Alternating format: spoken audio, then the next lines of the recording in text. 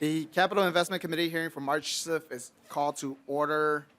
We do not have a quorum, and so we'll move straight to presentations on the governor's 2024 bonding recommendations. Today we have the agenda first, the Minnesota Department of Natural Resources and the Board of Water, Soil, and Resources, the Department of Transportation, and then the Met Council. Welcome to the committee. Manager Minkler, please identify yourself and proceed. Good afternoon, Chair Lee and committee members. For the record, I'm Samantha Minkler, Capital Asset Manager from the Minnesota DNR. Thanks for having me here today to present our 2024 capital budget request. And Commissioner Stroman sends her regrets that she's not able to be here today.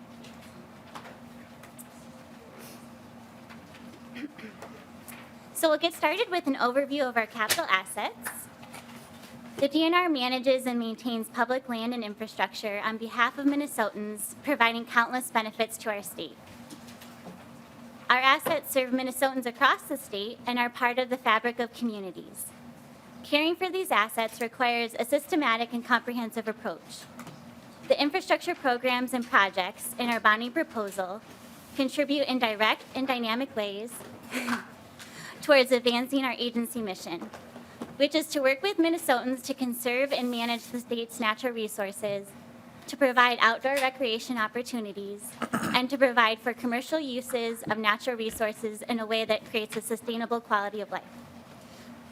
We'd like to thank you for your support in the 2023 legislative session. The capital bonding appropriations we received are allowing DNR to take immediate action on our capital asset needs. We're busy working on projects to modernize our infrastructure, including replacement of the Waterville hatchery, upgrades to the State Forest Nursery, rehabilitation of public water accesses, and many more. While the 2023 bonding appropriations gave a boost to addressing these large modernization projects, an immense need remains. So I'll give a little overview of our assets. Our assets are diverse and unlike many others across the state. Some of our assets include the State Park Campground or Cabin, where Minnesotans spend their summer vacations, host family reunions and picnics, school trips, weddings, meetups for hiking and bird watching, and winter activities, and the list goes on. The public fishing pier, where a child catches their first fish, the fish hatchery, where a fish was raised for stocking, the native prairie that supports pheasants, songbirds, and pollinators while improving water quality and capturing carbon. The state forests and roads that support them, that support wildlife habitat, recreation, climate mitigation, and the forest products economy. And the DNR office, where people can buy a fishing license, submit a permit application, or get information about natural resources in the community. That's just a small example of our assets. There's many more. DNR capital assets are geographically dispersed. So in addition to the diverse asset types, we have assets across all 87 counties and 5.6 million acres of land. And our 2023 capital asset need report, which I believe you got a copy of last year, shows that we have a current replacement value of $3.5 billion for our built infrastructure. Stewardship of these assets requires ongoing repair, renovation, and replacement. The DNR has a growing deferred maintenance challenge. The number, variety, condition, and age of DNR facilities contributes to a significant capital need for asset preservation. So as you can see on this graph here, asset preservation appropriations, which are shown by the blue line at the bottom, have been far short of what's needed to address the deferred maintenance backlog, shown by the green bars that are increasing over time. As a result, the need keeps growing. Nearly 1 in 4 buildings are in unacceptable or poor condition. Only 1 in 4 buildings meets today's design and building standards, including accessibility, and nearly 1 in 3 buildings are over 80 years old. To help to meet these challenges, the DNR has developed an efficient and effective capital asset management program that deploys the funding that we do receive toward the highest priority preservation and improvement projects across Minnesota. For example, in 2023, we were happy to receive $36 million in natural resources asset preservation, which we of course abbreviate NRAP. 23% of that money is encumbered already or spent on specific projects And this slide here shows some schematics of the Brainerd office where we were this summer. The parking lot and pedestrian bridge project is being designed now.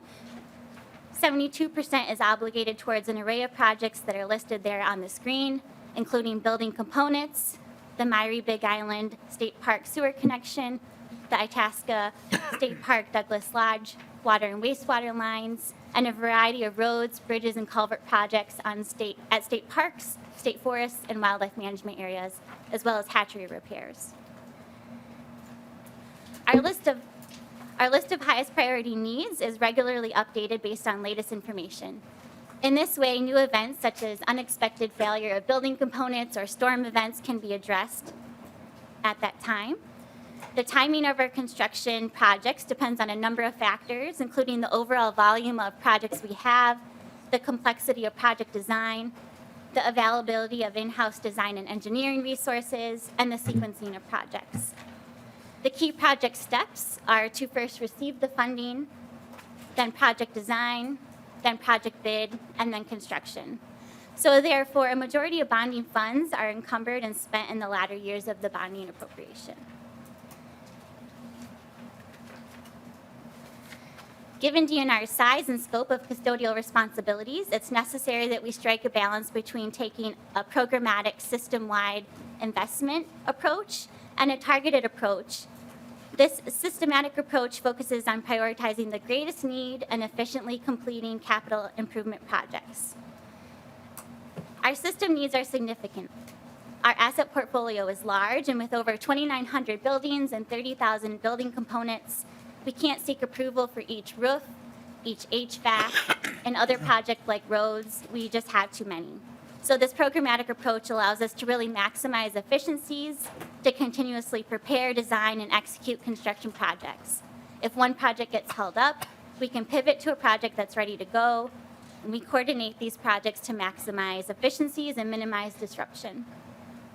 We need to be able to prioritize system-wide and not just for one location or one division. We also bring more focused attention and resources to specific projects through these targeted investments, and this year our project is that accessibility project. Accessibility is a key piece of our approach to design and construction. While each asset preservation does incorporate accessibility, it often does not make an entire building or site accessible. So this project, improving accessibility of DNR managed lands and facilities, allows the more comprehensive upgrades at one site that we can't easily achieve using NRAP. And finally, the community investments we make through our flood hazard mitigation project and Parks and Trails grant programs are important for supporting local infrastructure needs. This slide provides a high-level overview of the 6 projects that make up our bonding request. The 2024 request totals $100.55 million, and as you can see, the largest category is natural resources asset preservation. I'll quickly walk through each project next, but please note that these investments will advance the DNR's mission and address critical issues such as improving access to the outdoors, advancing safety and community well-being, and rehabilitating aging and in some cases failing infrastructure. Natural resources asset preservation, taking care of what we have. Our request is $71.55 million for this program. Asset preservation investments ensure that our infrastructure is safe and functional for the public, supports conservation of Minnesota's natural resources, and preserves the state's investments in its capital assets. We consider design factors such as accessibility, energy efficiency, and climate resiliency in this work. The NRAP program funds projects to repair, renovate, or replace degraded or failing capital assets across our portfolio. These funds are used for buildings, roads, trails, bridges, public water accesses, campground infrastructure, fish hatcheries, water control structures, monitoring wells, and more. Some of the photo examples you see on your screen are just an example of typical NRAP projects. Up at the top, there's some graded stairs at a DNR office in Big Falls. In many towns across Minnesota, DNR offices are a hub of activity.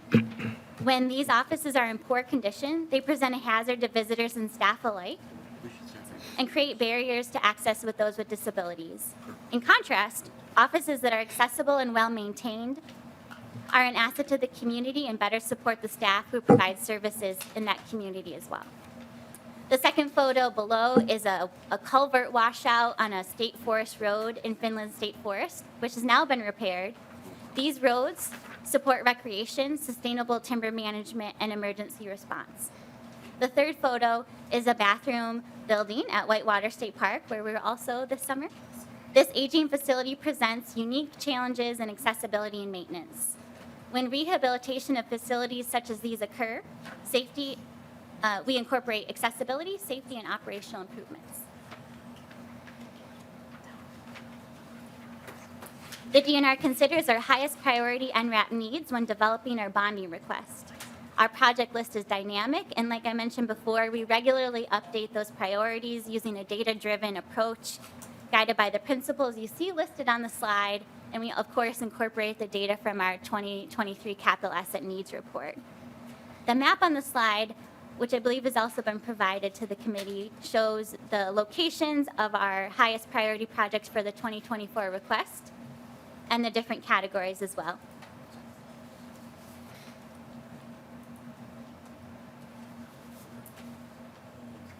Next, we request $12 million for the Betterment of Buildings program.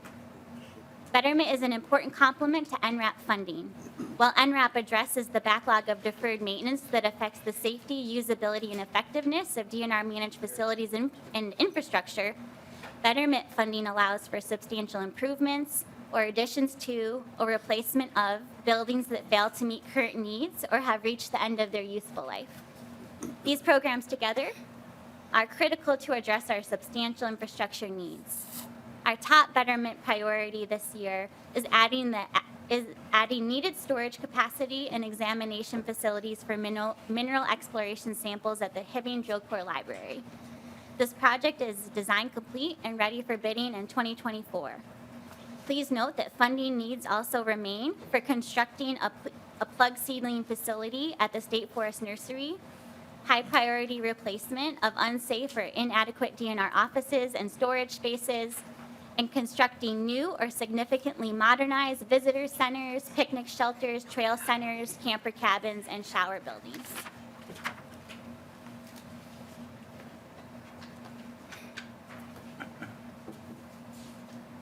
Next is acquisition and betterment of public lands. Capital funding for public lands improves and conserves Minnesota's natural heritage, enriches public outdoor recreational opportunities, and provides for sustainable uses of natural resources. This also contributes to climate mitigation and adaptation goals as well. The 2024 request of $7 million focuses on reforestation and other land improvement efforts, enhancing access, quality, and safety on DNR-managed state lands, acquisition of strategic high-priority inholdings and parcels.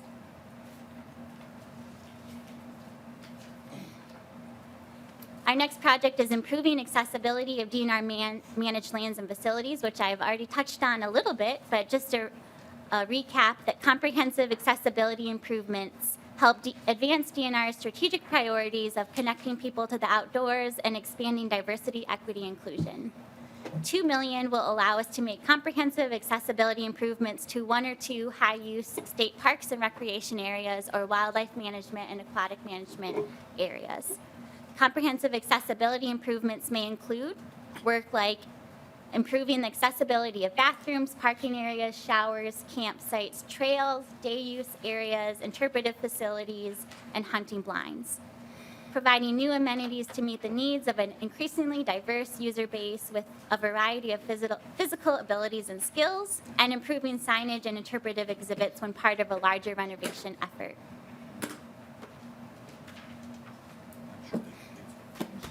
And last but not least, our 2 community investment requests. We request $6 million for the Flood Hazard Mitigation Grant Program, which provides cost-share grants to local governments, including cities, counties, and watershed districts for projects that reduce flood risk.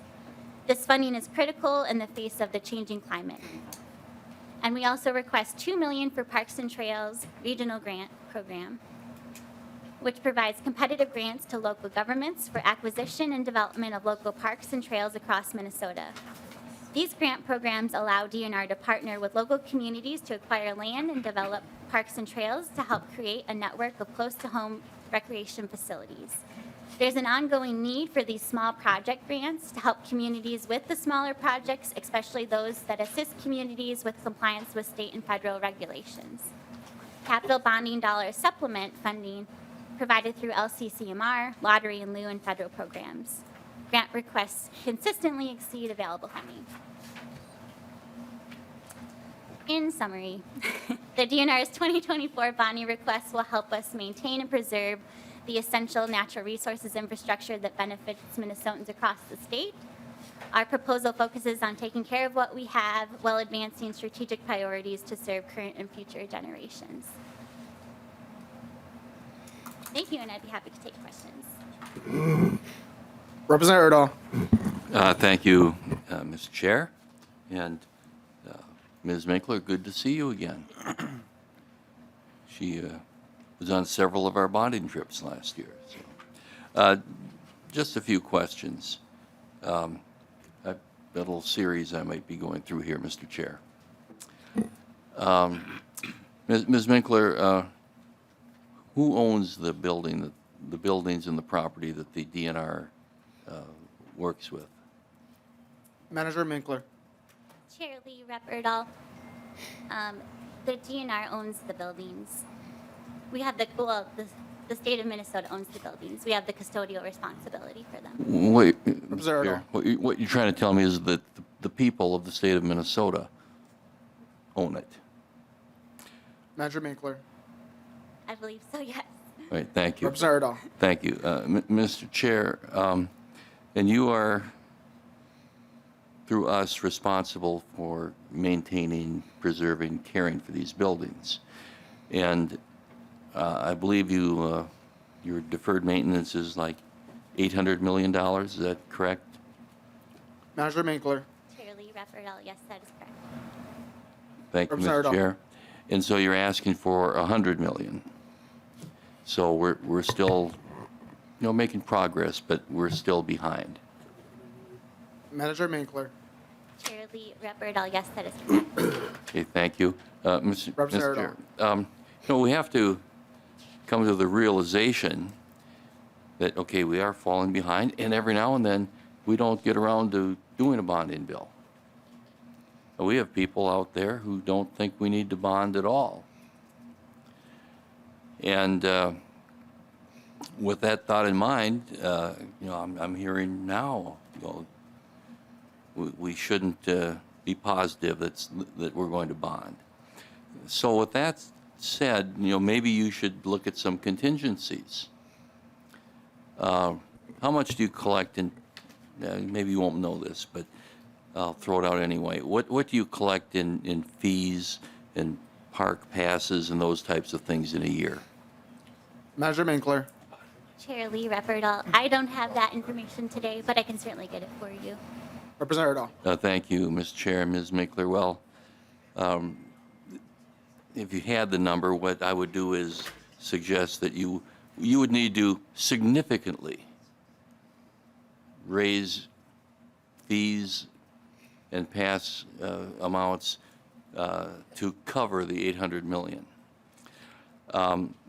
We can help you out a little bit. We did a little math here. And we have 5.7 million people in Minnesota. There's a suggestion that we should just charge every man, woman, and child $140, and that would take care of your the amount you need, and we'd never have to bond again for that. What would you think of that? Manager Minkler. Chair Lee, Rep. Erdahl, we are not requesting that. Representative Erdahl. Thank you, Mr. Chair, and I think most people may have figured out that I'm trying to make a point here.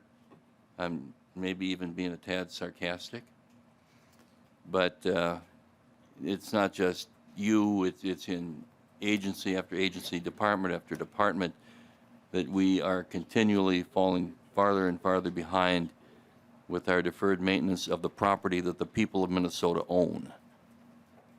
And I would hope that some folks come to understand that. Thank you.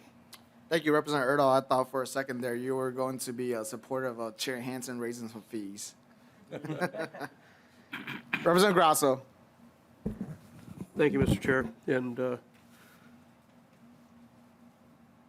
Ms. Winkler, just looking at a couple projects from my district, that is it normal for it to take 5 to 10 years to get a boat landing put in? Manager Minkler. Chair Lee, Representative, we have a strategic plan for the public water accesses, and so how those are planned and then funded, it just depends on the funding we receive. So I'm not sure which PWA you're talking about specifically, but I'm assuming that it would be part of a plan. Representative Grasso. Thank you, Mr. Chair. And then another state park that has been requesting funds to repair and make more accessible restrooms and such, and to update from their dilapidated, just about dilapidated state. And that money has been like pulling teeth without Novocaine. That's not coming to them. They've been making a lot of requests to the DNR. And I can tell you later as far as where these two spots are, and listening to you talk about the size of the DNR and all the stuff that's going on, it just drives home the fact that a lot of our agencies have grown so big that it's hard for them to function properly, is my opinion. It might not be a lot of people's opinion, but it is mine, because I've seen the stumbling and the bumbling and the dragging out projects that would benefit all the public, and just taking an obscene amount of time to get them done. So I'd like to maybe just talk to you afterwards, if that is okay with you. Sure. Thank Thank you, you, Mr. Chair. Representative Grasso. Members, any additional questions? Chair Hansen. Thank you, Mr. Chair. And if you could go back to the slide with the fish hatcheries, and we had invested in fish hatcheries and boat docks last year, I think 100 million, couple on a bipartisan bill voting for that, I think bipartisan vote. But what I'm wondering, we have this issue with nitrates in water, and if we're going to upgrade the fish hatcheries, is there a way where we can be monitoring water, both the water going in and the water going out of those fish hatcheries? I remember, it's been 20 plus years ago now, stream monitoring systems that were set up with sensors. I think there's a proposal for nitrate sensors from one of the other agencies, but you could do, individual pulling samples or automated sampling, looking at nitrates. Just wondering, can we build that in the design when we're upgrading facilities, so we can be monitoring the public water that goes in and out of these facilities? Manager Minkler. Call on Assistant Commissioner Meyer. Welcome, Assistant Commissioner. Please identify yourself and proceed. Mr. Chairman, members, thank you. For the record, Bob Meyer, Assistant Commissioner, Department of Natural Resources, and thank you, Representative Hansen, for the question. We have been looking into this based upon some conversations we've had. It's roughly about $350,000 for the infrastructure improvements that would be there, and then an ongoing maintenance and operation of those facilities. We have a fiscal note that will be coming into the system here shortly, and we're happy to talk with you more about those activities. Chair Hansen. Thank you, Mr. Chair, and thank you, Commissioner Meyer. I just think that's something we should do in the public infrastructure. It would help us do long-term monitoring to see what the results are. Representative Ryer. Thank you, Mr. Chair, and thank you, Ms. Minkler. I have two specific questions. One is about the Bedura Nursery, and how much would be needed at this point to finish the work there? Manager Minkler. Chair Lee, Rep. Ryer, thanks for the question, and the amount is $18 million for that third phase of the nursery expansion.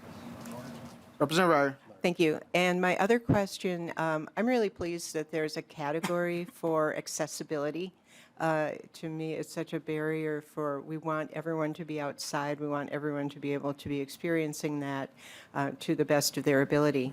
So we have $2 million in there. What would it take if you had a wish list and you could do it all? What would the investment be?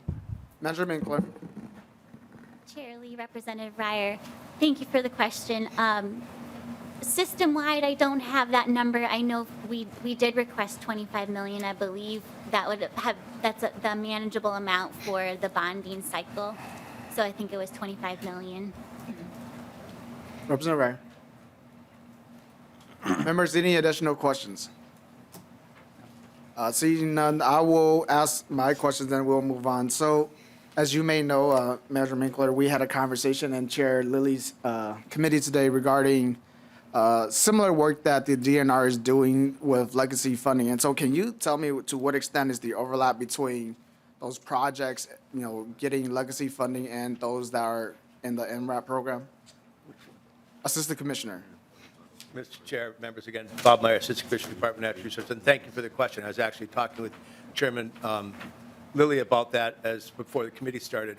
We use legacy funds and bonding funds to enhance each other. So if you think of a bonding project that the state would be financed, Gitchigami Trail, for example. The Greater Minnesota Regional Parks and Trails folks use legacy money to create feeder trails into that system. We'll also use legacy money to create feeder trails into Grand Marais from that. So we look at enhancing those two funds and opportunities that are there. Our bonding, as you know, bonding doesn't go for everything we need to. Our assets, and thank you, Representative Rudolph, for talking about our asset preservation needs, and it's a continual project, right? Things get older, things get newer, but we look at enhancing both funds. We look at enhancing all of our funds. Like we had this conversation last year with our Get Out More General Fund, bonding and legacy. They will really enhance each other in ways that we could never create one project with one source of funding. So there's a myriad of other number of examples like that within parks, within acquisitions that we do. Leveraging federal dollars, state dollars, BRIM license plate dollars to make those dollars go further, make the projects longer. So we would love to be part of that conversation with you and provide more detail, but those are just some of the examples. So, Commissioner, then I think just directly, then the legacy funding could fund some of these MRAP projects and vice versa, where the bonding dollars could fund some of these legacy projects? Mr. Chair, I think NRAP would be considered supplanting. So we have to consider supplanting versus supplementing. We have an operational order talking about legacy funds and how they have to supplant or supplement other funds. So our bonding and legacy and other funds they supplement each other, not supplant. I think if we're looking at taking legacy for bathroom repairs or other things that we add on to with legacy, that's the way we do it. But if you're going to supplant natural resource asset preservation program dollars with legacy funds, that could cause us some problems. Well, and then just moving on, I think, Manager Minkler, when you mentioned the $2 million for the Parks and Trails program, and I think to the Commissioner's point, you mentioned supplementing, other sources of fund. And so can you tell us to what extent are, we putting in funding through that program, and are we doing more than 50% where there's not a local share, or is there still a local share, adding legacy dollars, bonding dollars, and whatnot? Mr. Chair, I can briefly answer that question. We'll provide more information. Those dollars, the $2 million for our local regional trail grants program, do require a local match. I am not sure if any of those local matches are legacy. I don't believe so, but we'll get back to you on that. And maybe we need to sort that piece of it out, right? That any matching funds need to be non-state dollars, and then the legacy funds could go on top of that to add on to the project.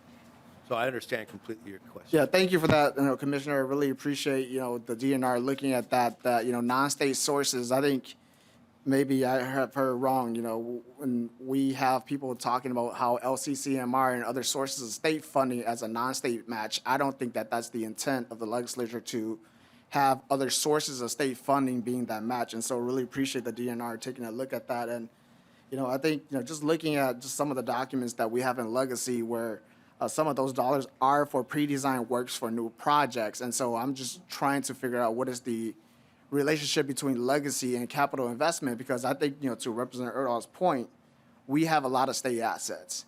And when, the DNR for your assets, you could potentially go for bonding dollars or for legacy dollars, but like the agency like Department of Corrections, they only have one sources of funding. And so I think that's the decision that we have to make as a committee, and that's why I'm asking these questions so that we could get the information that we need as we put our budget together.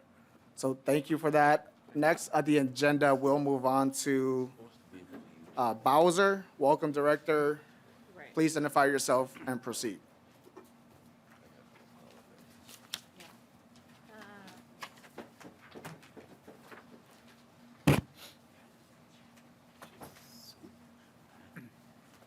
Good afternoon, Chair Lee and members. I'm John Jaski, Executive Director with the Board of Water and Soil Resources. And joining me is Andrea Fish, our Assistant Director, and Mike is going to get the presentation up, and I'll begin.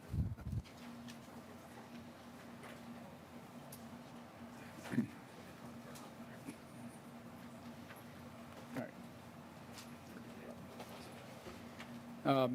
Again, members, just a very short introduction to how our agency operates.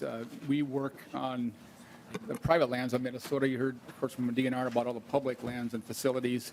We do that in partnership with others.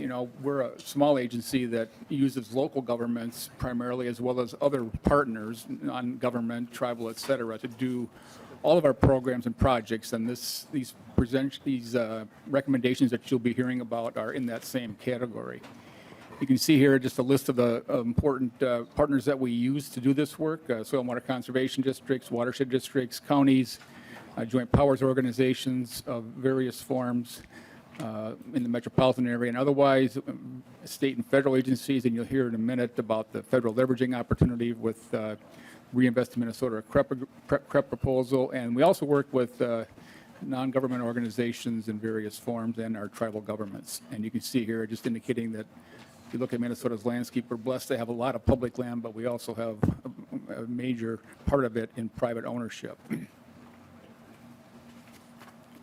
These are the statutory authorities that we use to carry out our responsibilities and programs. The two that are in boldface here are the two that underpin these recommendations that you'll be hearing about in a moment. 103F includes our Reinvest in Minnesota Reserve Program, and Chapter 103G includes the wetland protection programs.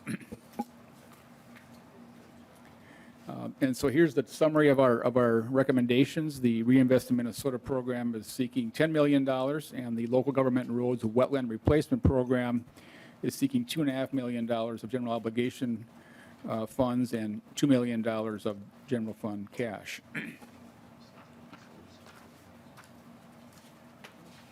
The Reinvest in Minnesota program, as I alluded to, is a statutory program that's been around since the late 1980s. We use this to acquire permanent conservation easements and restore lands, marginal lands. We also use it to protect some high-quality lands that are in private ownership. Most of these dollars would be used to seek the matching opportunity with the federal government, with the U.S. Department of Agriculture. We have an agreement that was signed in 2016 that if Minnesota brings these dollars to the table, we will get approximately $1.50 from the federal government to do this very same work. And that is mostly to restore wetlands. We have 4 practices or types of projects that occur under this agreement. Prairie pothole wetland restoration, floodplain restoration, drinking water protection, and filter strips. So those are the conservation practices that will be accomplished with those dollars. The vast majority of it goes to wetland restoration because that's the most marginal land, but the greatest amount of public benefits, including flood control, water quality, habitat, carbon sequestration, all those things you see listed there in the second bullet point. Just one thing I would add is that, and we had a chance to meet with you, Mr. Chairman, yesterday, and thank you for that opportunity.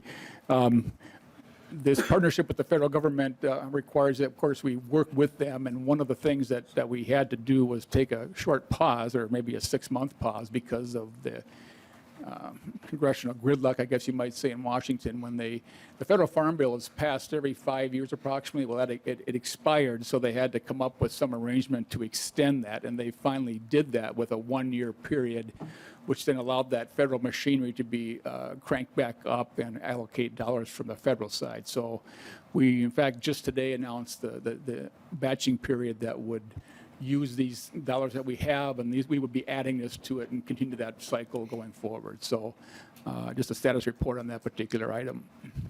I'm going to end there on that particular recommendation, and either take questions at the end or anytime in between. Welcome, Assistant Director. Please identify yourself and proceed. Good afternoon, Mr. Chair and members. My name is Andrea Fish. I'm Assistant Director at Bowser, bringing forward today the Local Government Roads Wetlands Replacement Program bonding request in front of you today. We're requesting, as Mr. Director Jaski said earlier today, $2.5 million in general obligation bonds and $2 million in general fund cash to address our statutory requirements to administer this program.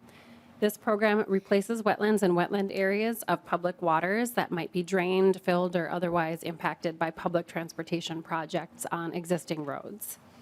The funds restore and permanently protect wetlands and generate wetland replacement or mitigation credits for local government roads in order to meet the requirements. The average annual statewide demand for this program is around 170 credits. And when the state does the administration of this program, as you know, providing for the transfer of credits around the state, it provides larger and higher quality wetland mitigation when accomplished by the state. It's more cost efficient and can provide for expedited permitting at the local level. The demand for credits varies statewide, and it can be impacted by local needs or federal infrastructure financing. We provide credits within what are called bank service areas on a regional basis. And within those areas, there are sometimes cases where there is a low credit balance or no credit availability for local governments. When that situation occurs, they will have to purchase credits from the next closest bank service area, although at a higher cost than if they would have been able to purchase it from their existing region. Additionally, it can take about 7 years from when funding becomes available to when credits are deposited. There's a process of identifying appropriate places to create the wetland credits, planning and identifying local government infrastructure needs, getting approvals and permits for that before finally everything is released.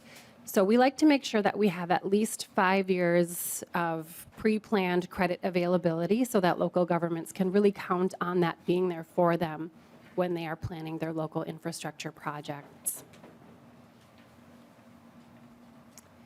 And Mr. Chair, members, we are happy to address any questions you might have about our bonding requests. Representative Erdahl. Thank you, Mr. Chairman and Assistant Director Fish. As I recall, correct me if I'm wrong, under this program, it was for the biennium that we funded it. But the second year of the biennium, it seemed like every time you were out of money. So we would kind of, with an emergency method, put in more money the second year. Now, I believe we changed that system. And so is this a yearly request? I mean, has the demand for money improved under the system of doing it each year annually instead of biannually? Assistant Director. Mr. Chair and Representative Erdahl, I might ask for an assist from our Director Jaski as well on this. We have typically come forward with bonding requests when, bonding was done biennially. It was more of a biennial request, although we also have seen a trajectory of an anticipated reduction in credits over the next 5 to 7 years because of this expanded timeline. So you are seeing us come forward 2 years in a row now, in order to ensure that we do have appropriate level of credits available across the state, given the demand and our ability to meet that with the request. Director Jaski. Mr. Chair, members of Erdahl, and Ms. Fish wasn't here when those things that you're describing were necessary. And what we do is we project the amount of wetlands that are going to be impacted by road authorities, counties, cities, and township projects, and then they don't need to worry about that under part of their federal and state permitting. We are, with this level of funding, we will be back next year asking for more because that projection, as was indicated, shows that our needs are not going to meet the demand for the credits that those local road authorities have. Representative Erdahl. Thank you, Mr. Chair and Director Jaschke. So what you're saying is that the current system of doing annual appropriations is an improvement over what you were doing before. Director. Mr. Chair and Representative Erdahl, I'm not sure it's an improvement. If we receive sufficient funding in the every other year schedule, that would work as well, but that has not happened. And so we need to come back each year and present to you what our circumstances are and seek an additional amount if necessary. Representative Erdahl. Thank you, Mr. Chair and Director Jaschke.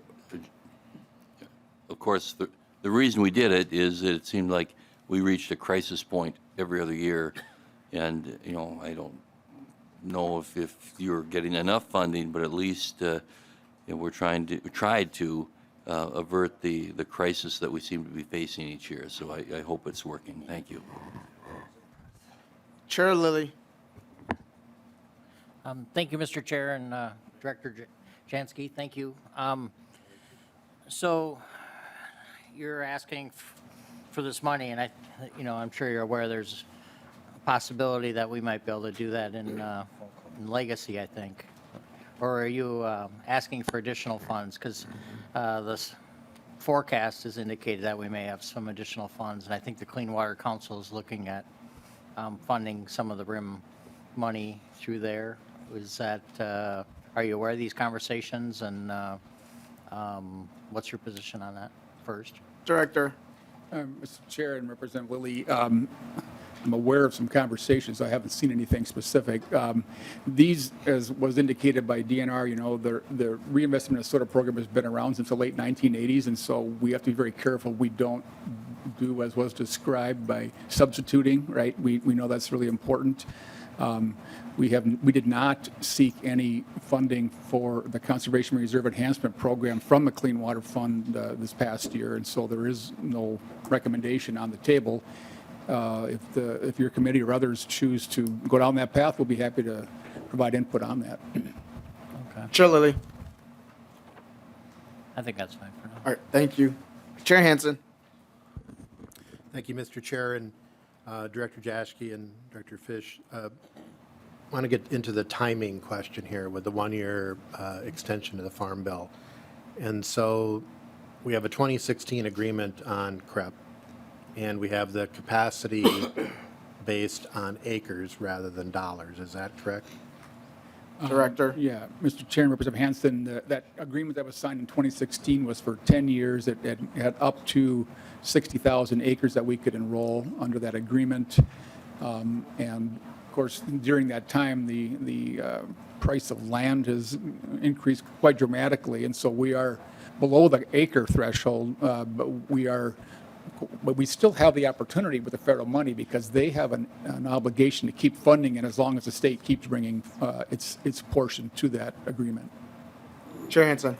Thank you, Mr. Chair. And Director Jaschke, last year we gave you $3 million for CREP in the Bowser budget, and with the difficulties with the Farm Bill. So what's the status of that $3 million? And this gets into the supplement question because we did appropriate money from the general fund, traditional source of funding. What's happened with that $3 million? Director. Mr. Chairman, Representative Hansen, I think you're referring to the Conservation Reserve Program incentive funding that was provided through the general fund, which was different than securing easements, which this proposal is, the investment of this asset for the state. That was to provide incentives to get landowners to sign up for 15-year contracts in critical areas of our state where we had water quality issues. We had a prior appropriation that is complete. This one is now just being launched. We'll be announcing that sometime this spring. Chair Hansen. Thank you, Mr. Chair. So with the 1 year, let's say we appropriate $10 million in the bonding bill, it happens May 20th, and you have a 1 year extension of the farm bill. Is there the demand, is there a backlog of landowners that would participate in general across the state? And then I'll have one quick follow-up. Director. Mr. Chair, Representative Hansen, we don't do a backlog anymore because the federal government doesn't provide for that. What we do is these batching periods. So we do a sign up every quarter or so is traditionally the schedule. So then we take those proposals, rank the highest ones, and score them and fund those, right? And that was really important because getting the federal government to agree to pick the highest and best ones was a super important thing that they had never done before. And so Minnesota kind of set the standard there. But the Farm Bill, whether it gets passed and renewed in the near term or they wait another year, it's, of course, the politics of Washington are hard to know.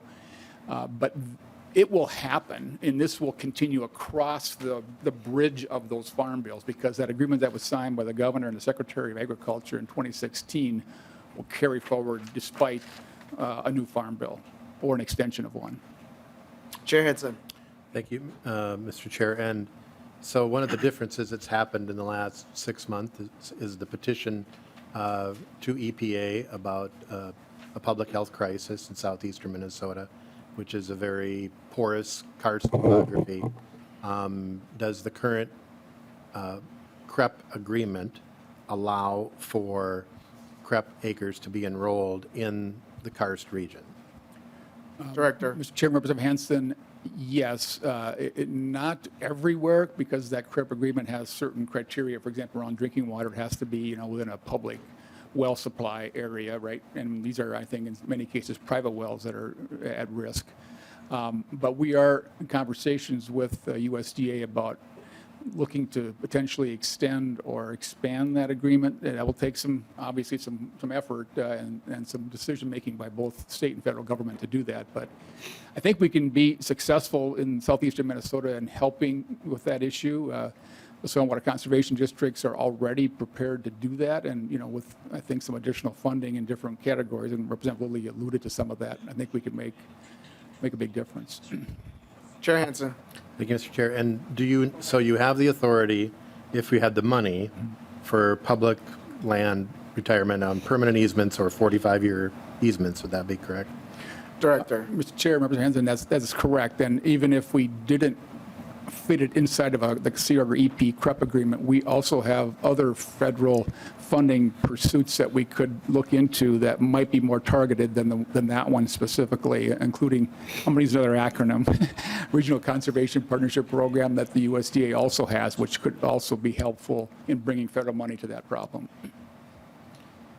Mr. Chair Chair. Henson. And for private wells, then CREP, you would need new statutory authority, or that wouldn't be supplanting because that would be new authority or new projects. Is that correct? Director. Mr. Chair and Representative Hansen, we won't need any new statutory authority for sure. In fact, your bill has got some additional provisions in it that would move things into the statute from the rule that I think would cover all of that. What we need to do is seek the federal money that would best fit the situation that the problem down in that part of the state has been revealed to be. Seeing no other questions, thank you both for coming by today. Thank you, Mr. Chair, members. Next on the agenda, we have the Department of Transportation.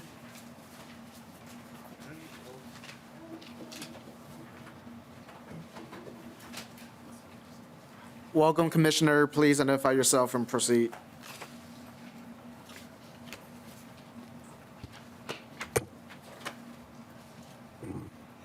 Good afternoon, Mr. Chair and members of the committee. My name is Nancy Daubenberger, and I'm the Commissioner of the Minnesota Department of Transportation. And I'm joined here with my colleague, Sam Brown, who is MnDOT's Budget Director. Thank you for providing MnDOT this opportunity to present our transportation-related items in the Governor's capital budget recommendation today.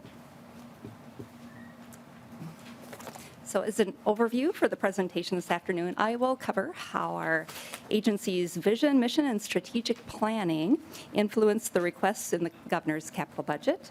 And I'll touch on funding implementation for asset preservation from last session. Before we start, I'd like to recognize the historical funding that was enacted last session, both in the capital budget and the transportation omnibus bill. The transportation omnibus bill authorized $600 million in trunk highway bonding, and the transportation omnibus budget also included funding for the local road improvement program, the local bridge replacement program, active transportation, safe routes to school, Greater Minnesota Transit, state airports, and IIJA discretionary grant match needs. So on top of this, there's the cash and bonding bill that included a number of things that I will discuss in a moment. So as an agency, our strategic vision is for a multimodal transportation system that maximizes the health of people, the environment, and our economy. And our mission is to connect and serve all people through a safe, equitable, and sustainable transportation system. Our statewide multimodal transportation plan provides objectives, performance measures, strategies, and actions to move Minnesota's transportation system forward.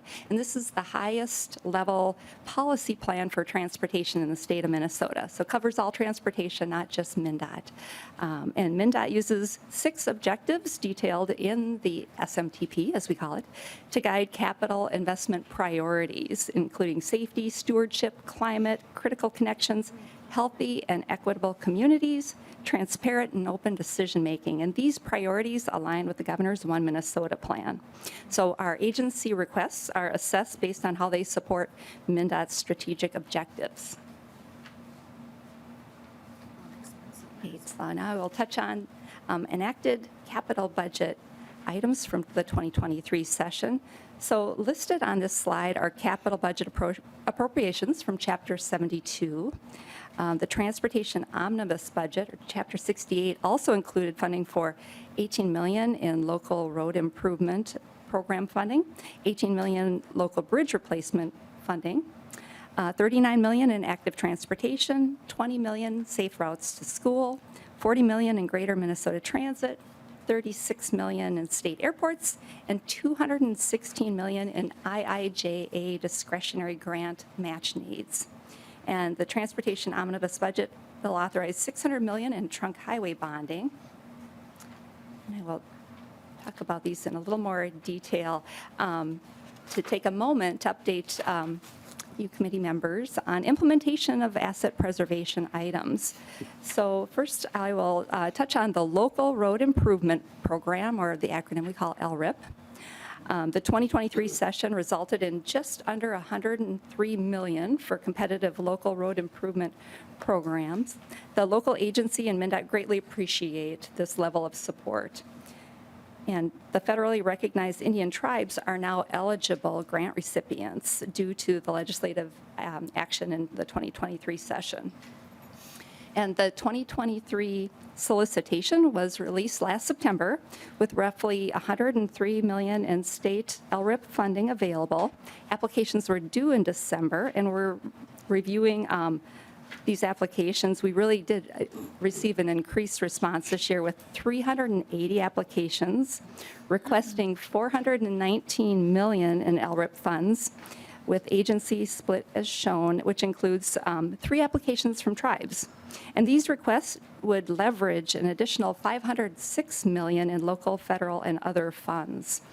So our state aid, MnDOT state aid staff is currently reviewing applications, developing a draft award recommendations, and recommendations will be presented to the LRIP Advisory Committee in March. We anticipating announcing awards in late March or early April. Now I'd like to touch on the Local Bridge Replacement Program, LBRP. In fact, I had the wrong acronym on the first bullet there, but I'm talking about the Bridge Replacement Program for local roads. The 23 session resulted in just over $85 million in state bridge funding for the local bridge replacement program. And again, this funding greatly appreciated and quickly put to use. So the table on this slide shows the number of bridge projects funded, amount of state bridge funds allocated, and total estimated costs in 2-month periods. Projects that received funding in July and August of '23 were generally those from the waiting list of bridges that had accumulated between roughly January of '22 and July of '23. So these projects were on the shelf. They're ready to be delivered and waiting for state bridge funding to become available. So roughly $60 million of the $85 million appropriated in '23 has been allocated and has leveraged an additional $59.3 million in local and federal funds. So at this rate of allocating state bridge funds, we expect the full $85 million to be allocated by this midsummer. And the remaining need, of course, is significant, with approximately 600 bridges on the local system in need of replacement or rehabilitation, with a preliminary request for $282 million in state bridge funding. And then on the state trunk highway bonding side, the Transportation Omnibus Budget, Chapter 68, authorized $600 million in trunk highway bonding, including $200 million for state road construction, and that's currently programmed for the Blatnick Bridge. In 2022, 6.3% of our national highway system bridges were rated as being in poor condition, which exceeds the statewide target of 5%. And the increase over the last few years is due large in part to the Blatnick Bridge in Duluth falling into poor condition, because these performance measures are on square footage of bridge, and it is our second longest bridge in the state.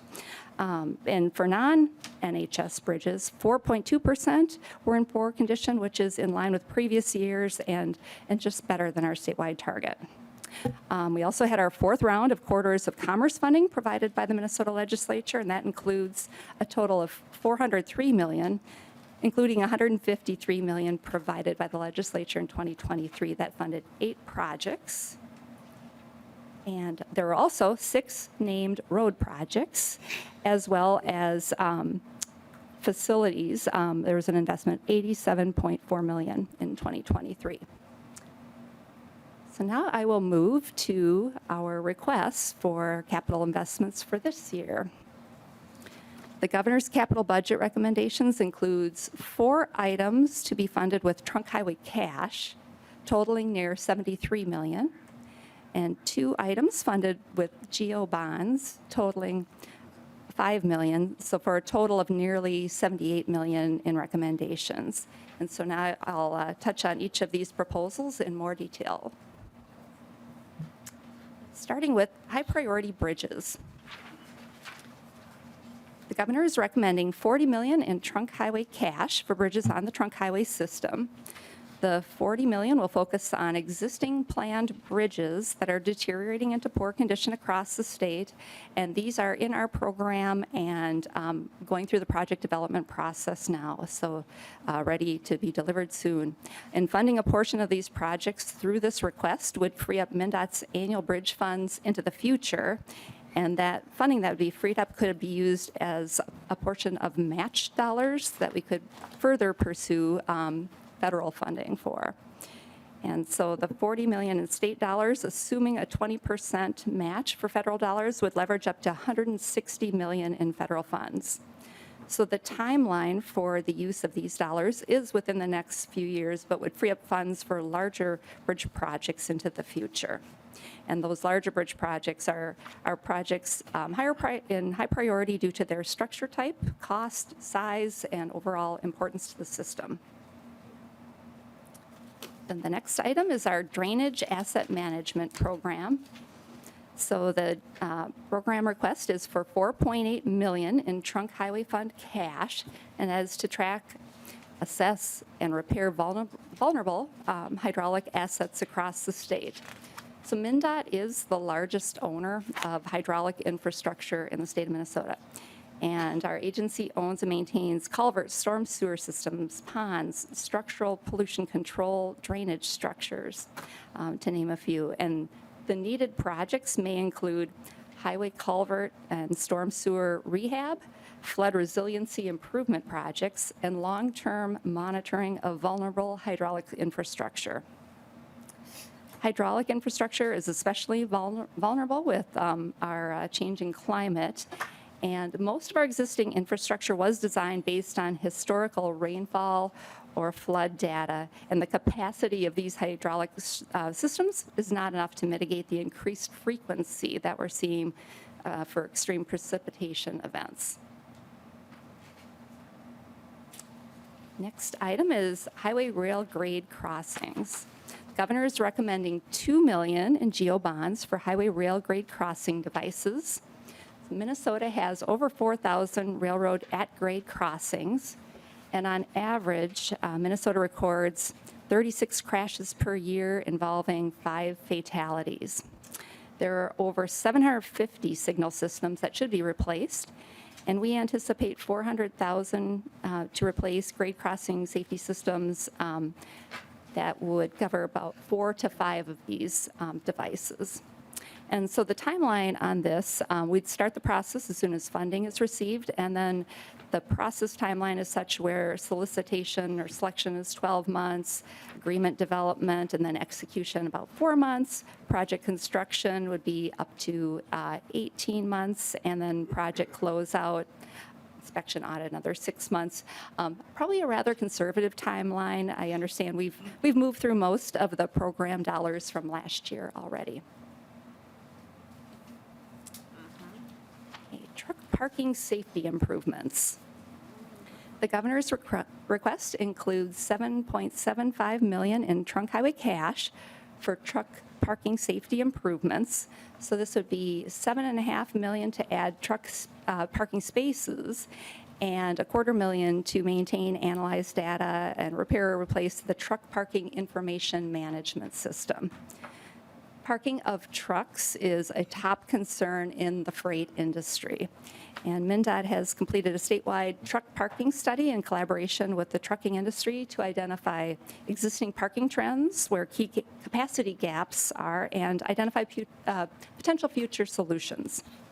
So for this request, truck parking improvements could occur at the Big Spunk Rest Area in Avon and Enfield Rest Area in Monticello. So both are near St. Cloud, one in each direction of I-94.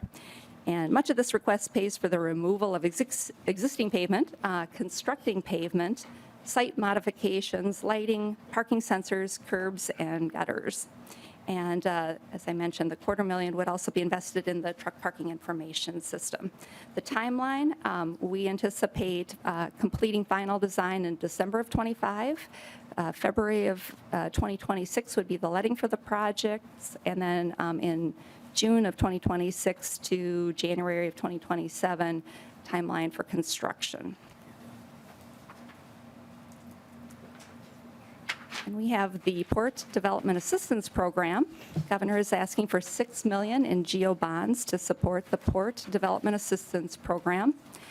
And this program would support the following ports. It'd be St. Paul, Winona, Red Wing, Wabasha, and Duluth. The project needs for 2024 and beyond total $52 million as of January of last year. And the request would cover, or excuse me, would further the $18 million appropriated from last session. Funding from last year went to each of these public ports. And so some examples of projects include construction of silos for storage purposes, deck and access road restoration, new barge terminal facility would be another example. And then there is our Facilities Capital Improvement Program. So the recommendation here is for $20.1 million in trunk highway cash for MnDOT building infrastructure needs. Deferred maintenance across all MnDOT facilities is approaching $200 million. The 20.1 would be for the St. Cloud headquarters mechanics addition. The original shop there, mechanics shop, was built in 1969, and the shop requires space for more than 70 snowplow trucks supported in the shop, and additional equipment needs as well.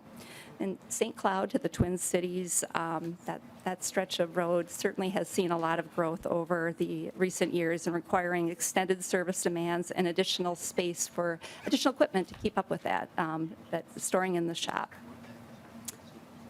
And that concludes our list of the recommendations from the governor's capital budget for this year.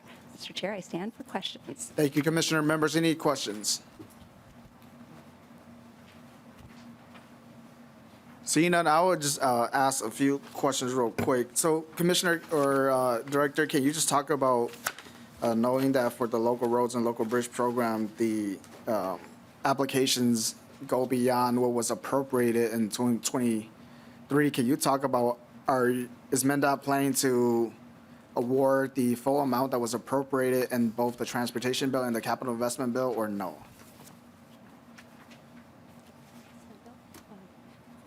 Mr. Chair, I'd defer to Sam Brown for that one. Director, please identify yourself and proceed.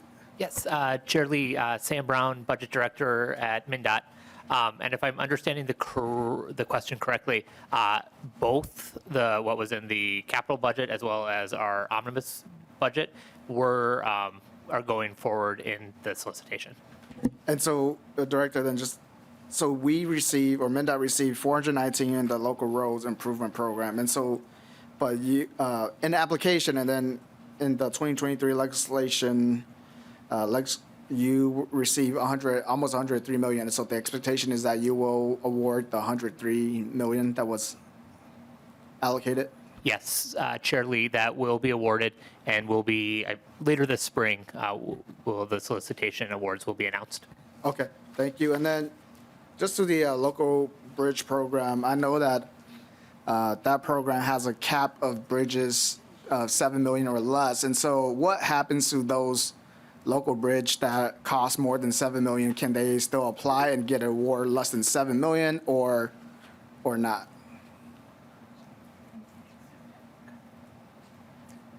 Mr. Chair, could I ask our Director of State Aid for Local Transportation, Ted Schoenecker, to talk about Yes. that process, please? Welcome, please identify yourself and proceed. Mr. Chair, committee members, my name is Ted Schoenecker. I'm the Assistant Division Director for State Aid and Statewide Radio Communications. Thank you for the question. For those bridges that are over $7 million, there needs to be a special appropriation or language for those bridges in order to receive the state bridge bond funds. So they cannot apply for this program as is without those legislative changes? Mr. Chair, committee members, I don't believe so, but why don't I follow back up just to confirm that? And then do MnDOT know how many local bridges we have that cost more than 7 million that cannot apply for that program?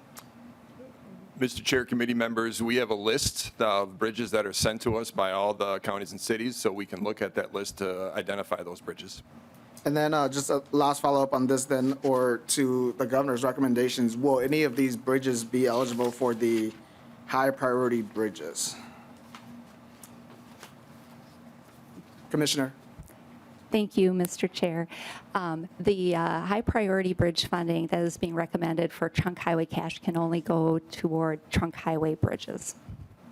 Thank you. And so, members, I'm just bringing that up. I think that that's a discussion that we should possibly have in here or also in the Transportation Committee, where we have I believe, arbitrary cap of 7 million. And so we have big bridges throughout or local bridge throughout the state that cost more than 7, and that there's no funding source unless we provide direct appropriations to them. So that's why I'm bringing that forward.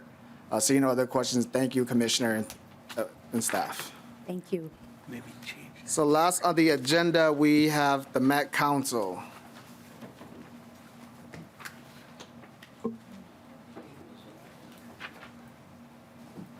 Welcome, Chair. Please identify yourself and proceed. Thank you, Mr. Chair. My name is Charlie Zelli. I have the honor of being the chair of the Metropolitan Council. I will present 3 items for your consideration for the governor's recommendation for bonding. That is $37 million for the Ontario Bus Rapid Transit Capital Improvement Program, $5 million from the Inflow and Infiltration Grant Program as part of our environmental services, and $2.5 million for regional parks and trail bonding program. And just to get into the, should mention, I am joined by some agency experts, Katie Roth, who manages our Ontario Bus Rapid Bus program, Ned Smith, who's an executive in our environmental services and just coming in as our Met Council Chief Financial Officer, and Lisa Barras, who is our Director of Community Development, oversees our park programs. And you know Jed Shetton and Hannah Pallmeyer are here with me as well. Getting into the bus capital program, you know, I have to say that the Ontario Bus Rapid Transit program has been very successful over the past number of years, in part with the support from state funding. We've had ridership, which actually has come back to 2019 levels. In fact, even surpassed it in the A line. We have the A line in operation, the first, the C line, and now the D line. We have the B line under construction. E line is and F lines are really advancing in their planning, and it has been, as I say, both successful in terms of the operations, also successful how we work with local governments to ensure that we come at times that roadways are being improved simultaneously. It really is an enhanced way of providing express bus service on local and county roads and state roads. The shelters are really enhanced stations.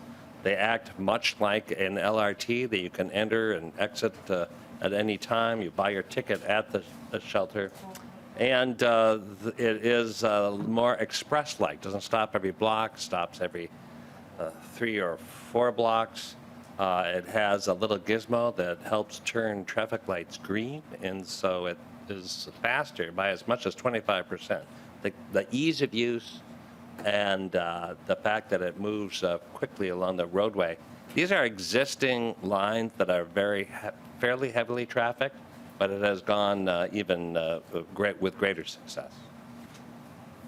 So as we think about this system, we've identified a number of routes about 4 years ago, and the H line is the next up. It's a line that expands the network from all the way from Minneapolis to the Sunrise Shopping Center on Como. This is on 94. It really covers those local roads, but it's a fairly long east-west route. Our expectation is that with previous funds, these funds, plus the opportunity to match federal funds of as much as $75 million, we could complete the project.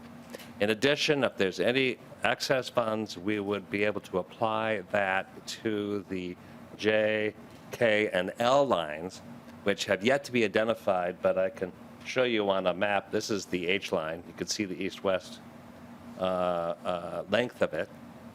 But the J, K, and L lines, we have a number of options in this map.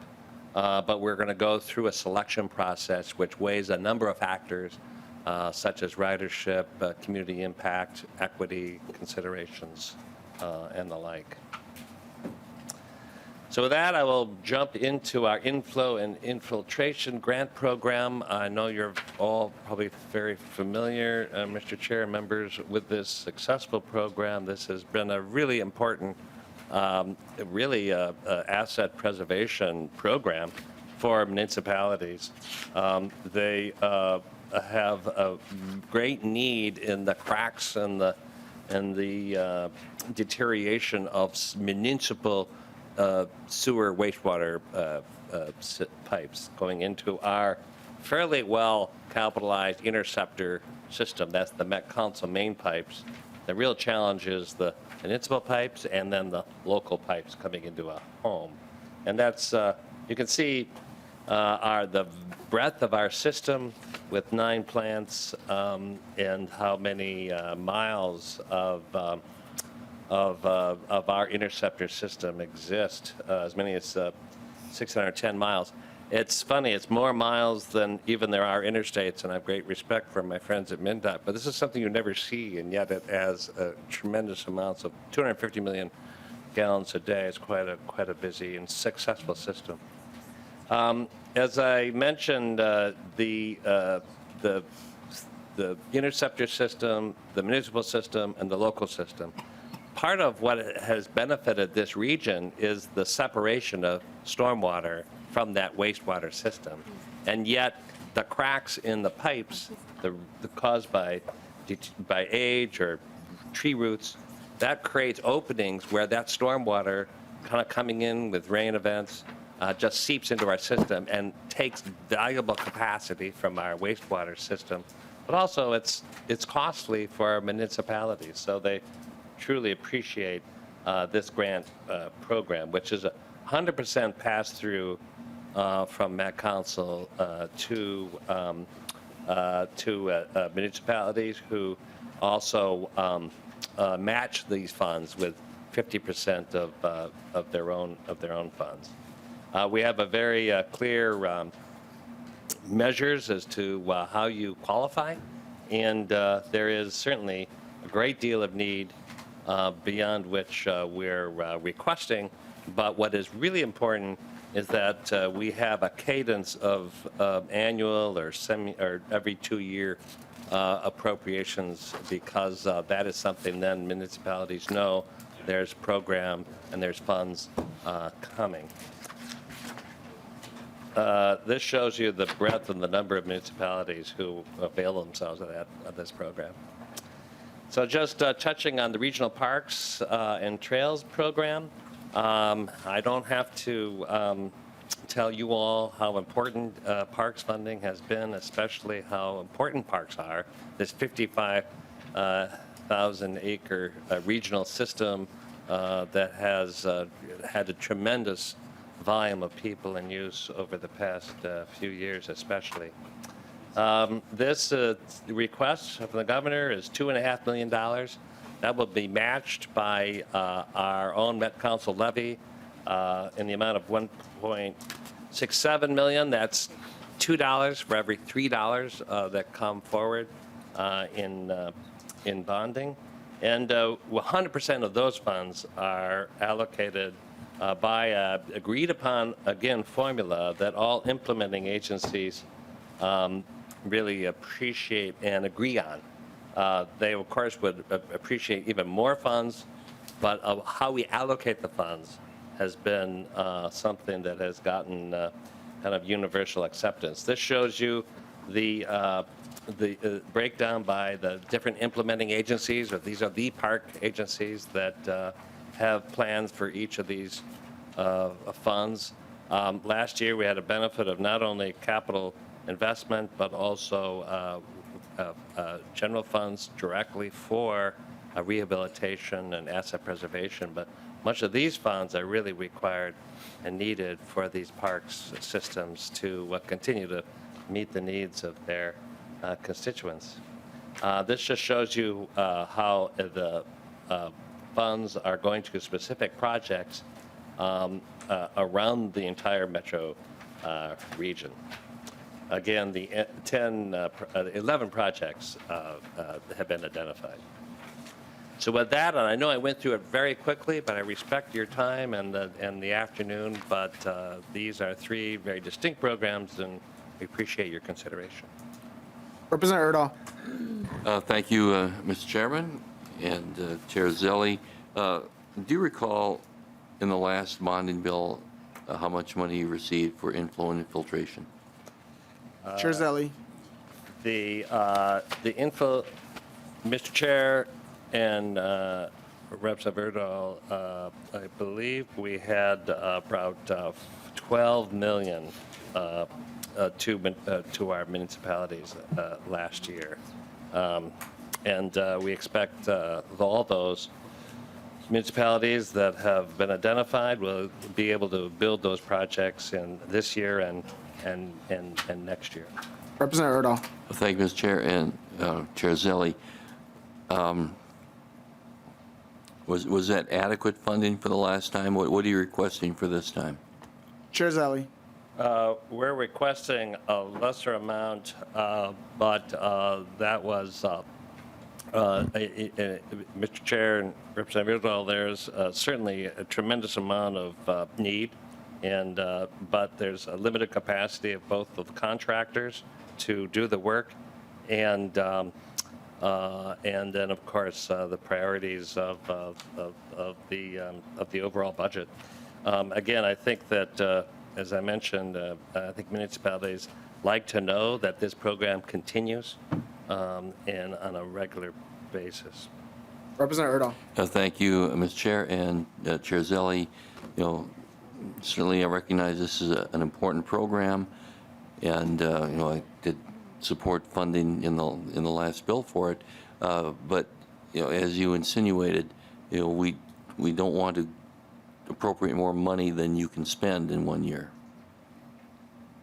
Chair Zelli. Yes, Mr. Chair, thank you, Representative Erdahl. There is a lot that the contractors who specialize in this work are doing, not just with inflow and infiltration grants, but with some of Met Council's own programs, some of the other work that we're doing, and not just in the metro area, but throughout the state of Minnesota. Chair Hansen. Thank you, Mr. Chair, and thank you, Representative Erdahl, because it's kind of curious that we seem to be able to appropriate hundreds of millions of dollars to the PFA, and there's enough contractors to get that work done, but we can only do $5 million every year, every other couple years, and it takes 25 years or 35 years for us to ever complete this project. And when we had the one-time money, we obviously wanted more money. And if we go back to 2022, we were looking at having parity between inflow infiltration and the PFA. So I just find it curious that there's enough contractors to do some stuff, but there's not enough contractors to do other stuff. And then we've got the lead service lines as well, but we're still asking for more money to do lead service lines. So I think it'd be good to hear, how much money is actually going out, has gone out, how it's going out, because, as you know, Chair Zelli, we've been in this 1, 2, 5, 3, 4, 5 million a year, nibble on the problem rather than solving it. But my actual question was different. And that question is, Chair Zelli, if we appropriated money to the Met Council to distribute for community tree planting grants to local units of government to deal with emerald ash borer, would the Metropolitan Council be able to do that? Chair Zelli. Thank you, Mr. Chair. Representative Hansen, on the issue of wastewater, because Ned Smith is sitting next to me, who is an expert from our environmental services area. I don't mean to insinuate that we are restricted to $5 million because of contractor capacity. It is an issue, but it's also why regular cadence of grants is helpful. Maybe Ned, you can comment on. Please identify yourself and proceed. Thank you, Mr. Chair. My name is Ned Smith. I'm the Director of Pretreatment and Finance for Environmental Services at the Met Council. Speaking of PFA, so we have a broader capital program. I&I is just one piece of that where we're sending that out to the municipalities. But within our own program, we do $42 million, roughly, per year from the PFA, and then we do about $60 to $70 million on top of that out of our own bonding fund. So all in all, just for our own capital, we're investing about $120 million, which means that's $120 million that contractors are doing. We don't do our own work.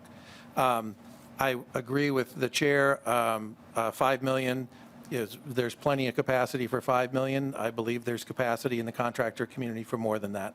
I couldn't tell you what the ceiling is. The thing about I&I is we're never done. As long as time continues, pipes continue to erode. So there's really never a finishing point for I&I. It's an ongoing program, which is why we are so grateful to the legislature for continuing this program year after year. Thank you. Chair Zelli, to the second piece of Chair Hansen's question. Yes, Mr. Chair, I'd invite Lisa Barras, who's our Director of Community Development and managing our park system regarding replacing trees for the emerald ash borer disease. Welcome, please identify yourself and proceed. Thank you, Mr. Chair. I'm Lisa Barajas, Executive Director of the Community Development Division at the Metropolitan Council. We are incredibly grateful for the funding that the legislature provided to address hazardous trees in this last legislative session. We know that the funding amounts kind of skipped all over the place, and there certainly is no shortage of need. Similar to I&I, no shortage of need for maintaining trees and our tree canopy, not just within our regional park system, but across the entire metro area. At my last count, I believe we had contracts executed or grant agreements executed with 9 out of 10 of our regional parks implementing agencies, and a lot of work has already been completed, really taking advantage of that summer and very warm fall season, especially to take care of hazardous trees that had or trees that were already known to have infection, remove those ahead of time, and take care of work. And we know that there's some continued work underway as well. But thank you. Chair Hansen. Thank you, Mr. Chair. So, and I appreciate that answer on the park trees that we provided the cash for you. And I'm asking if we provided you with additional money. I mean, we could provide additional money for that, but if we provided you additional money to distribute to local units of government for their tasks on public land. Ms. Barajas. Mr. Chair, Representative, I want to be sure I understand right. Are you asking me if you did already do that, or if you could and we could spend it?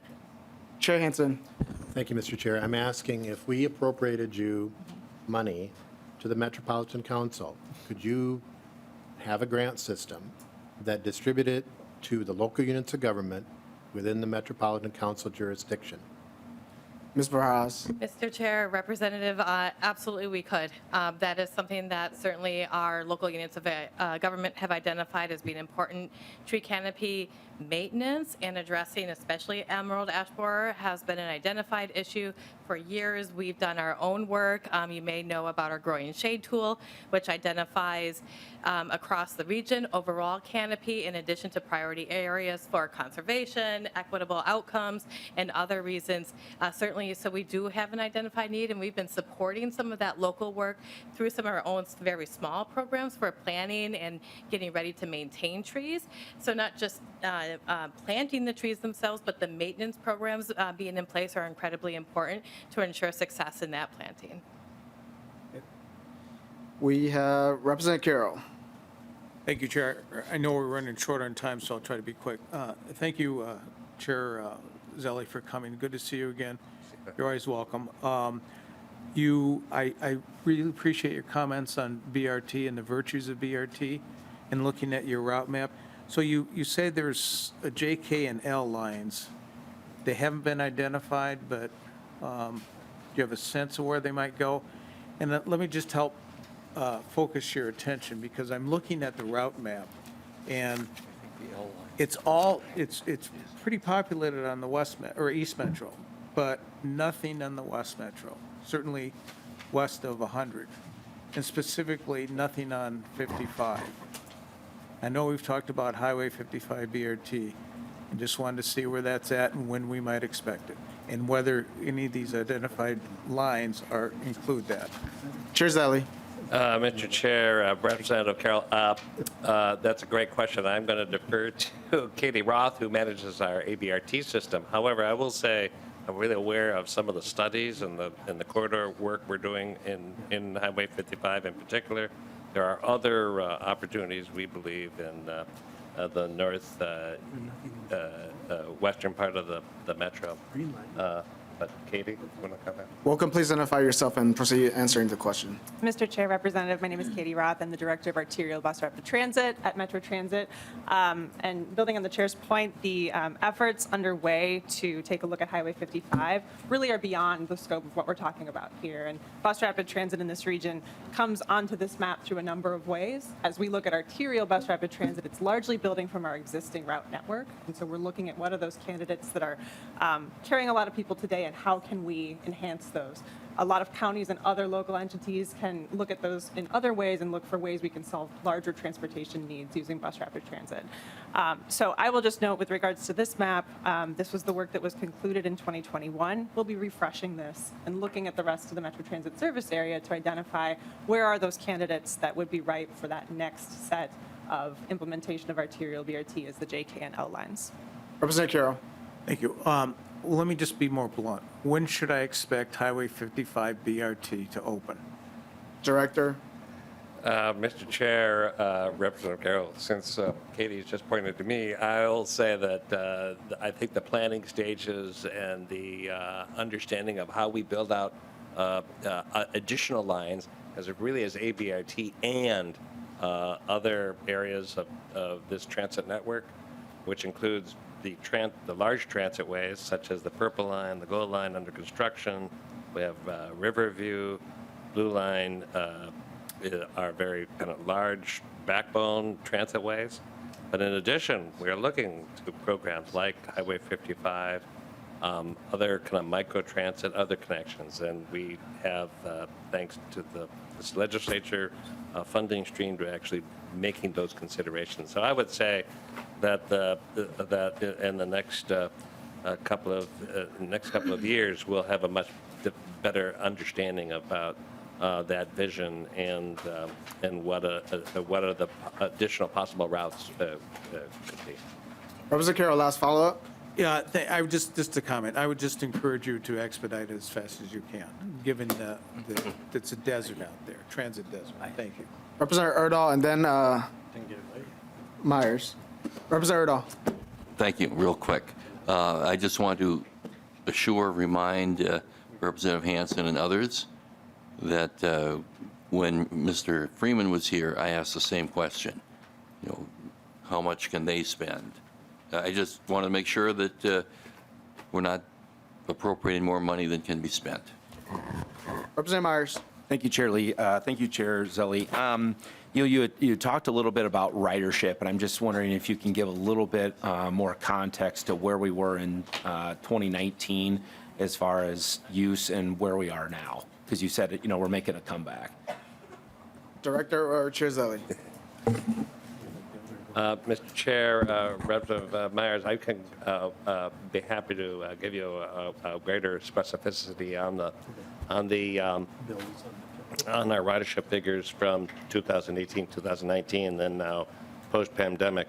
But it actually the reduction in ridership, which happened across the board, really affected different route systems differently. And probably as an example, the express buses, express train was impacted the most, maybe down as much as 90% or more. Light rails down 45%. The regular bus system not affected as much. What was interesting and that I mean to call out is that those lines affected the least in terms of reduction were the ABRT lines. And that, as an example, the A line, I believe, is almost recovered the fastest, maybe, and closer to or exceeding 2019 figures. So I could get you the exact ridership numbers, Mr. Chair and Representative Myers, if you'd like. Representative Myers. Yeah, thank you for that. Just a follow-up comment to that. I think it'd just be worthwhile for this committee to, take a look at actually what, where we're at from where we were. And I think that maybe will let us know where we need to focus our funds. Sure. Thank you. So seeing no other questions, I would just have some concluding remarks or comments. I think that it will be helpful, Chair Zelli, if the Met Council could actually provide us with information on how you go about doing your analysis, saying that because of the 120 million or so that we cannot take on more dollars for I&I.